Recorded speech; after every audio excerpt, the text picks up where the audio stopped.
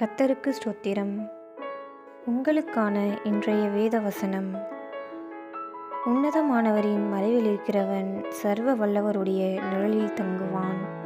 நான் கர்த்தரை நோக்கி, நீர் என் அடைக்கலம், என் கோட்டை, என் தேவன், நான் நம்பியிருக்கிறவர் என்று சொல்லுவேன்.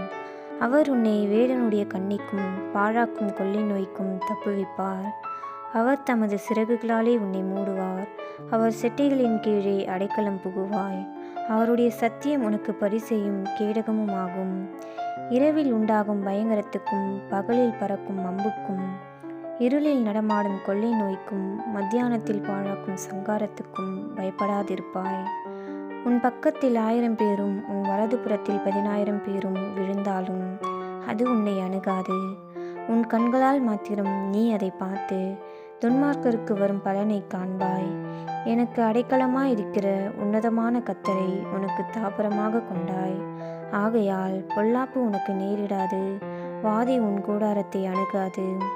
உன் வழிகளில் எல்லாம் உன்னை காக்கும்படி உனக்காக தம்முடைய தூதர்களுக்கு கட்டளையிடுவார். உன் பாதம் கல்லில் இடராதபடிக்கு அவர்கள் உன்னை தங்கள் கைகளில் ஏந்தி கொண்டு போவார்கள். சிங்கத்தின் மேலும் விரியன் பாம்பின் மேலும் நீ நடந்து பால சிங்கத்தையும் வலு சர்ப்பத்தையும் மிதித்து போடுவாய். அவன் என்னிடத்தில் வாஞ்சையாயிருக்கிறபடியால் அவனை விடுவிப்பேன். என் நாமத்தை அவன் அறிந்திருக்கிறபடியால் அவனை உயர்ந்த அடைக்கலத்திலே வைப்பேன். அவன் என்னை நோக்கி கூப்பிடுவான், நான் அவனுக்கு மறு உத்தரவு அருளி செய்வேன். ஆபத்தில் நானே அவனோடிருந்து அவனை தப்புவித்து அவனை கனப்படுத்துவேன். நீடித்த நாட்களால் அவனை திருப்தியாக்கி என் இரட்சிப்பை அவனுக்கு காண்பிப்பேன்.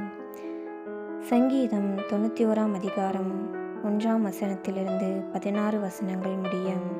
கர்த்தர் உங்களை ஆசீர்வதிப்பாராக. ஆமென்.